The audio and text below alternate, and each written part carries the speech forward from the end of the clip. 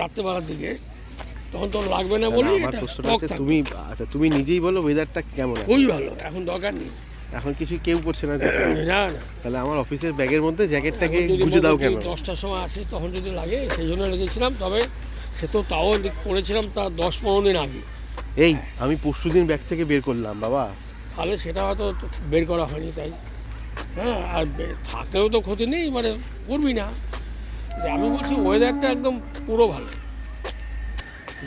যেখানে কলকাতাতে সবাই শীতে জবুথ, এখানে একদম পরিষ্কার, একদম গরমের আগের বসন্ত কাল, কোনো রকম মানে গরমও নেই, শীতও নেই, শীতটা একদমই নেই, বসন্তকাল যাকে বলে।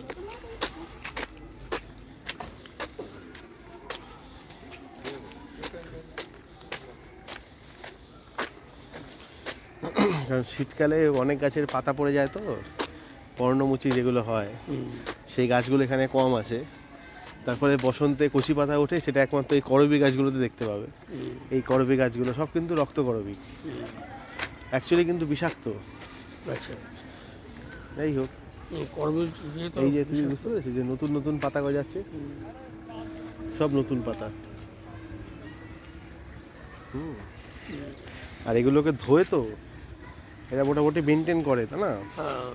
খুব ভালো মেনটেন যে করে তা না, বাট মোটামুটি মেনটেন করে।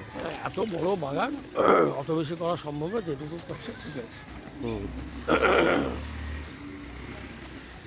মানে যারাই করছে তাদেরকে ভালো বলতে হবে, এটাকে ঠিক রেখেছে, কারণ গাছপালা ভীষণ দরকার।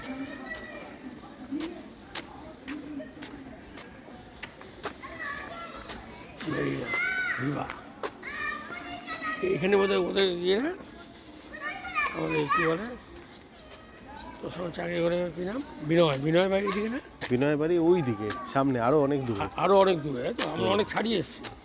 না না, আমরা অন্য একটা জায়গায় যাচ্ছি, ওর বাড়িতে যাচ্ছি না। ওর বাড়ি হচ্ছে গেট নাম্বার 1-এর ওদিকে।